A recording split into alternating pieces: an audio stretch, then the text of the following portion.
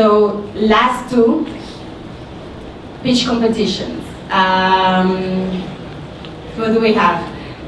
Great. And so after Teachly, we're going to have two updates from last year, who are going to be 3 minutes long. All right?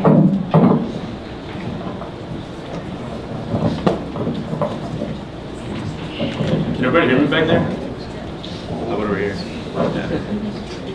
If you can't hear me, say something.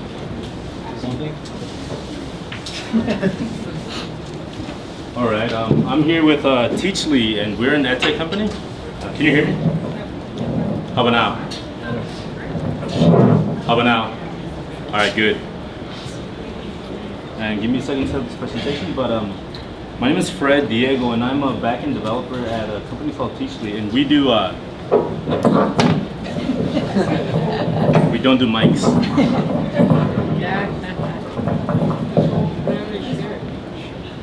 I should, right?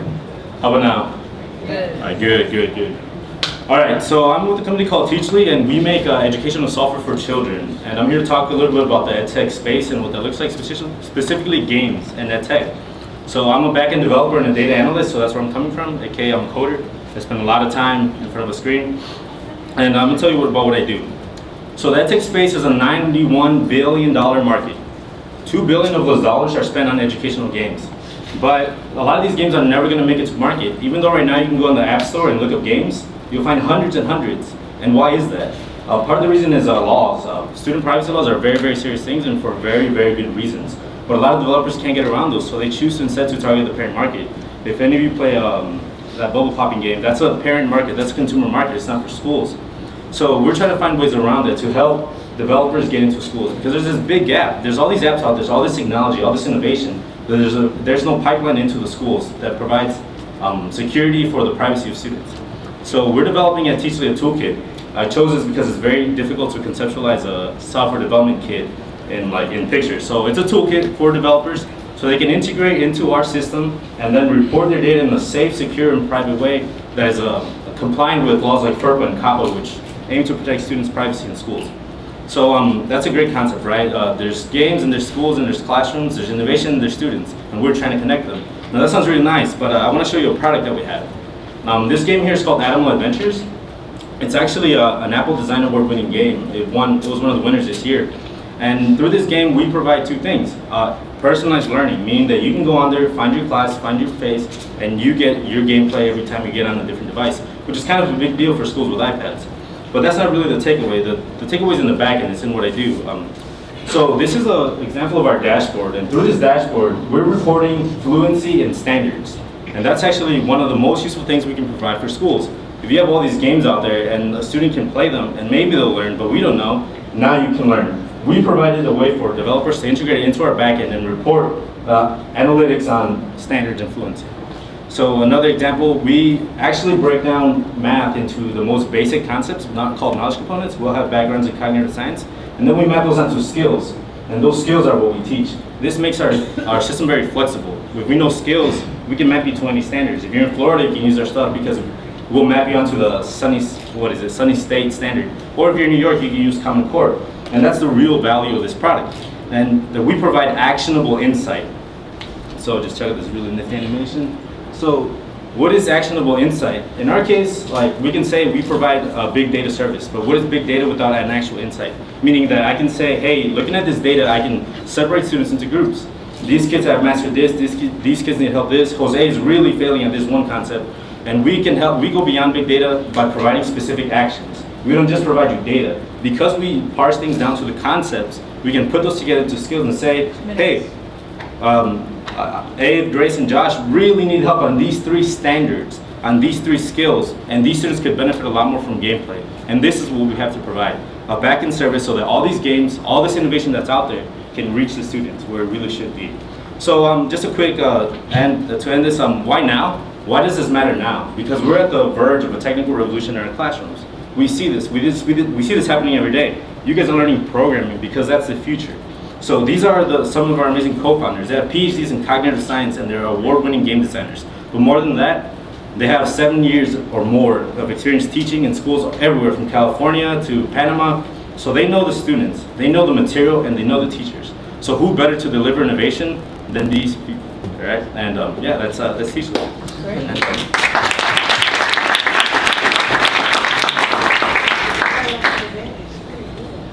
Fascinating. So what exactly does Teachly do? Do you make games? Do you provide a back-end analytics service? Do you provide I'm not exactly clear what the company does. Yeah, actually we do both. We have a couple games ourselves. Animals is one of we call it the suite of addition, subtraction, multiplication, and division, and we will have a fifth for fractions. And we are open, and throughout the course of the development, we came up with a schema that we would like to make open for other developers to build on. So we will sit down with developers through what we're going to call Teachly Lab and bring game developers in, talk about and analyze their games, and help them incorporate their data analytics through us. And then we can provide it to teachers in a much same way. So is your market the school systems or the individual parents? Actually, it's both. It's free for parents, and schools can buy the in-depth analytics, which is our primary product. So, and independent developers, we're bringing on for free at the beginning because this is our next thrust as a company. So at this point, we launched Monday, and we have about 200 teachers now, and we're going to have an influx of about between 6,000 and 8,000 students because we have a couple of districts that sign up for T-Lab. So with the schools on our side as our customers, we can garner the attention of developers. Oh, you guys have 6,000 schools? Of course I'd love to get my app in their hand. And that's what we offer for both, actually. For developers, perhaps on a subscription-based subscription-based model, and for districts and schools as a product, as a platform. Yeah. Yes, sir? So as an independent developer, so as an independent developer, I'm conforming to your standard or framework for your API. And when I distribute or publish my application, am I doing that through you, or am I going out to one of the app stores and publishing it through that? Yeah, that's the magic sauce. We're primarily working in iOS and Unity. So if you have an iOS app, you just inject this library and put the code at the right places to submit the data for your events. And then if the device is a Teachly device, which is what we call it, they have our native app, our sandbox app, it will detect it, and you'll open a screen that will allow you to log in, download your classrooms, download your students, or a lot of schools use carts, and that's another one of the values we add. So you don't have to, your app changes very, very little. All of it happens, all the analysis, all the reporting happens on the back end. You just send that data only if that is a Teachly device. It's a bit more technical, but we don't have to go through that. I believe there was a question right here. Sir? Yeah, so is your marketing plan marketing directly to teachers? Because I know it could be very hard to break into a school district that could have a lot of red tape and purchasing power, and it could be very difficult to try to squeeze into the agenda. So how are you reaching out to those very restricted marketplaces? Yeah, that's a great question, and our team is composed of, well, our three founders they're all ex-teachers, so they have a vast network, and they're PhDs, so they're actually in a really, really great space where they can go to both types of conferences. And actually, that's how we put our product in a lot of schools now. So we have six districts signed up, and I don't remember the number, but it's about 6,000 students. And once we have this momentum, after, say, in January, I believe, we'll be pushing another thrust using something called app smashing, where students talk about their app as they work through it to showcase some of the elegance of the applications we're designing and the system itself. So that's our marketing strategy now for schools through schools. Thank you so much. Hold the mic. Okay, so these last two entrepreneurs came to Latism last year and were part of the pitch competition. So it's part of a tradition that we let them come back and give us a 3-minute update. Jose? Nervous now. Nervous, ¿qué es eso? Ya tú eres un veterano. Sorry. So, no son las noches yet.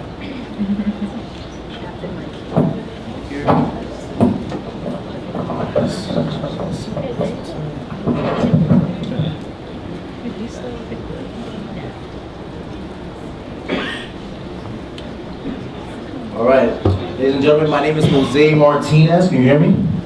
Awesome. Well, because of Latism and Anna Roach did me a huge favor last year, I was able to get to Mountain View, California for Latino 2. And I pitched my product, which is healthylunchmenus.com. The app is on the iOS platform it's called Healthy Menus. Basically, my app is a directory of restaurants and only listing the healthiest possible menu items. What I do is I go into local restaurants in every single city and even national restaurants that have information already nutritionally tested, and I start populating my site. So you can go to various cities now, down my app, hit restaurants near me, you'll see the restaurants called locally, and it'll fill up only the healthiest possible options. Now, last year actually was lucky enough to win second place. I guess I did pretty good. Since then, I have made a couple updates. I actually found a networking partner where I can go ahead and add online ordering, which now it also plugs me into a directory of restaurants already within their portal that can already pull into my site. Or I can just basically go ahead and test their dishes and bring them onto my site automatically, and I make commissions based on every order I sell. As well, those are the 2 additions I made, and they actually shown a lot of improvement. Since then, I've also made additions to the user interface, and I've also made additions to the website. I'll give you a couple options here, a couple benefits that I have here. On the back end, I try to make it really custom to users, because for me, I always have a problem where I work out. I'm also Dominican, so I eat a lot of crazy food sometimes, so I have to by chance. So when I go out, I need to be able to find out, right, how many calories am I supposed to eat? How much am I supposed to consume on a daily basis, even after I work out? So for all users, you come to my site, I have a basic formula here. This is kind of fuzzy on the screen, but this formula basically tells you how many calories you're supposed to be eating per meal by putting in your weight, divides the number of your activity level per week, and then also how many meals per day you're supposed to be eating, and it breaks it down to a total number. Thereafter, in the back end of the site, you can put in your calorie range, the 2 cities that you're in the most, primarily for work and for home. And as I go populating the site, you have the other ranges you can put in for calories, total fat, saturated fat, sodium, and it gives you a data feed here of dishes that match that criteria. I also have it on the mobile platform and on the iOS, and it's a great feature whenever you're out locally. So if you guys happen to download my app today, there's a few restaurants or national chains that I've downloaded already. You guys can test in New York City as well. 30 seconds. Now, the great part that I have for restaurants is, well, the part that I have for restaurants is that I'm not charging anything upfront to start. Right now, for the next 3 months, I'm just doing the data population. But I'm bringing a whole new demographic to your business. There's consumers out there that eat, 1/3 of their meals outside every day. 2/3 of the population is obese, so people need to have this data and need to be able to eat healthier. So that's my goal for our healthy lunch menus and the app as well. And I'm down in a second. Ain't that quick. Nice.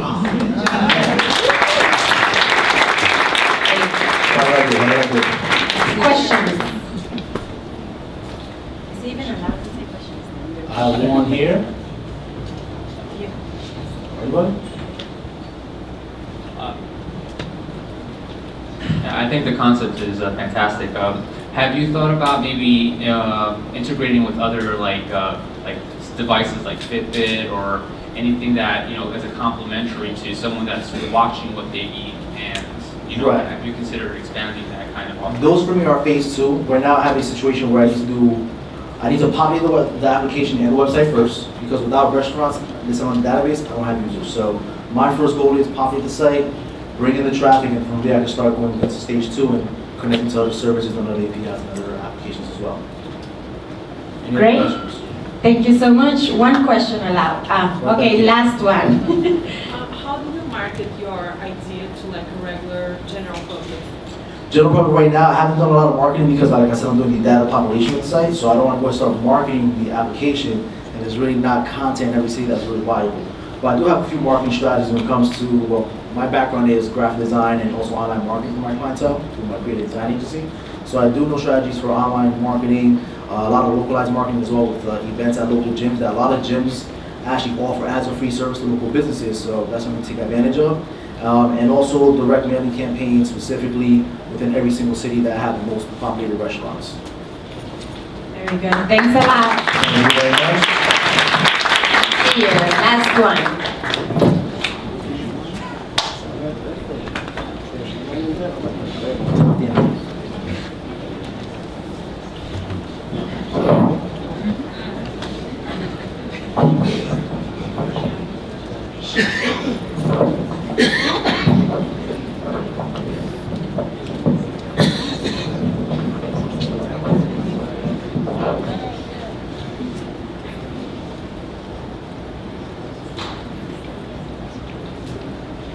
Okay, so Good afternoon. My name is Meyer Mizrachi. I'm the founder and CEO of Cryptex, and I was in last year's competition. I won 3rd place, and it was a project called Hash, and that was successful right after we launched. 2 months after the competition, we pivoted actually into Cryptex.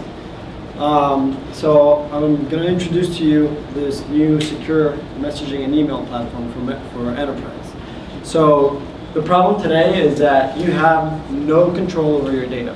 The minute you send an email, the minute you send a text message, no matter how secure it is, you've lost complete control over it. So it's in somebody else's domain. And the second problem that there is in the workplace is that we are bringing our phones to work and we're using social messaging applications to communicate in the workplace that lack the security that enterprise needs. So we decided to build a secure email and messaging platform that gives the enterprise the control of all their information and decreases the leakage of information within enterprises. So what's so special about the secure email? Well, there's something pretty unique. Have you ever sent an email and then decided, I probably shouldn't have sent that? We've all sent that email to the wrong person.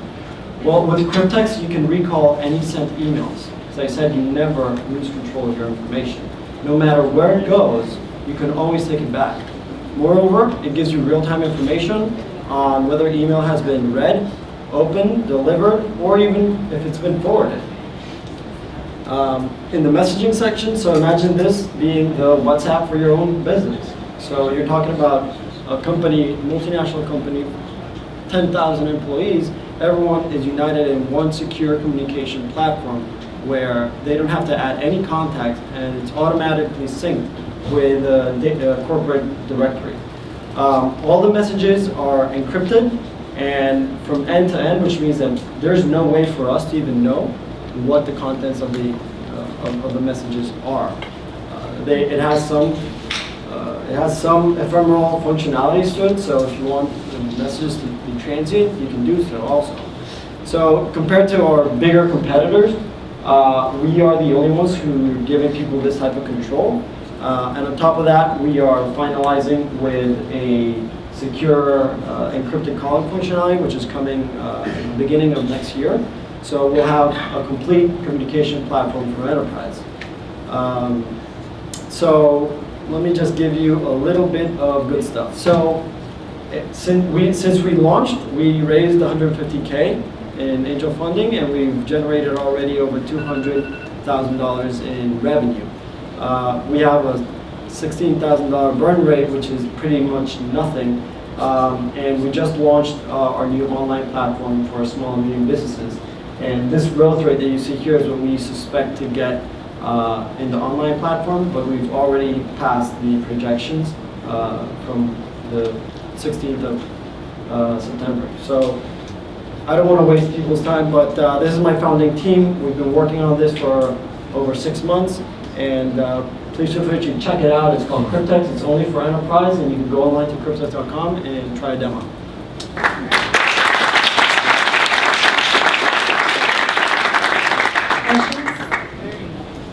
Where's the revenue from so far?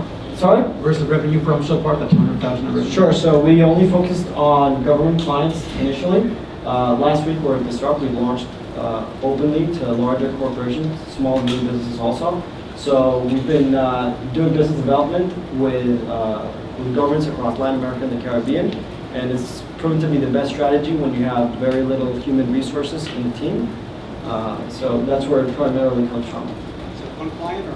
No, we have over 5 clients with recurring contracts year over year. So we do a subscription-based model. Every year you have to renew the contract, and it's on a per user license. Also, there's an installation fee per user, as well as when you work with enterprise, with government clients, they might want to install it on their own servers, which will incur additional expenses, and that's where the gravy really is. Anything else? Just one question, so you guys choose. You already asked them.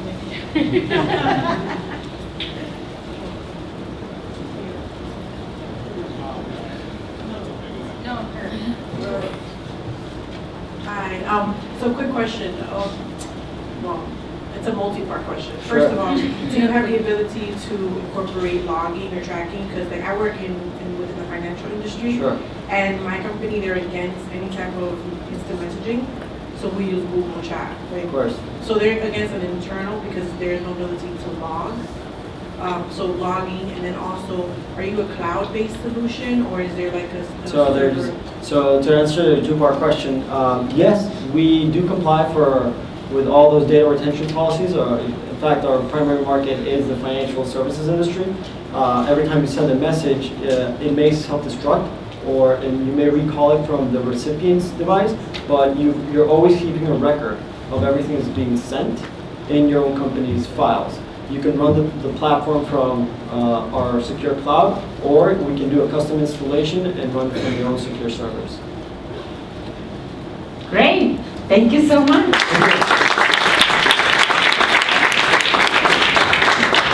So I hope the judges are satisfied with what you've seen.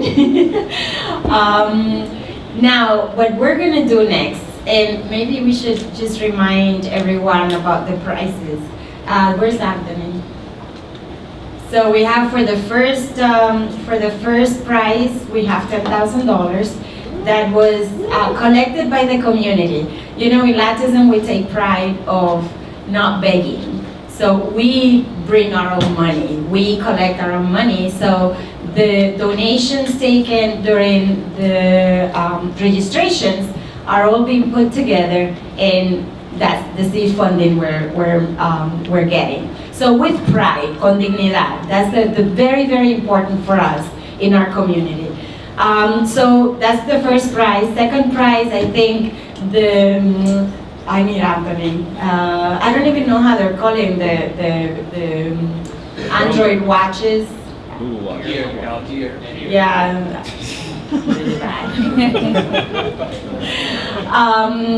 Chrome, I think, I don't know. Better to get Anthony. So here's what we're gonna do. Students, did you see the pitch competition? Because you're next.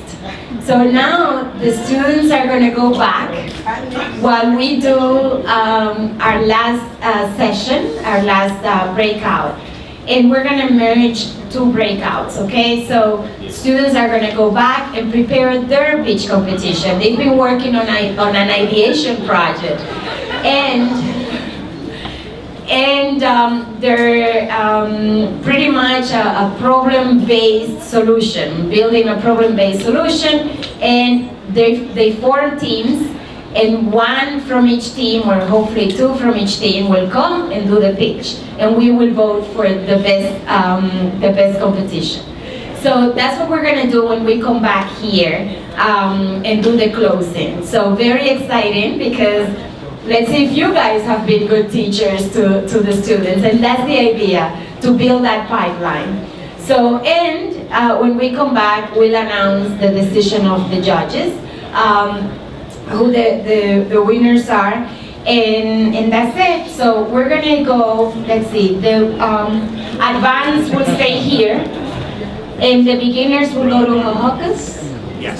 Yes? Okay, so before we break out, Anthony, can you tell us what the prizes are?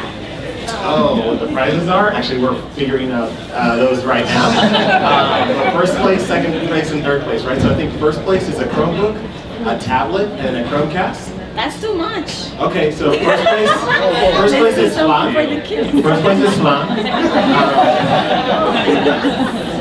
So that's what I'm saying. We're figuring it out, and we'll have also some. How about you prizes. say all the prices of it? Everything is gonna be. You can actually take the building home. Figure it out. We're working And on Anthony. I don't think I scale very well. We'll figure it out for everyone here. So should I take people to the next couple of rounds? So beginners are gonna go with, so we're gonna have the, do we have it there? Okay, so here's what we're gonna do.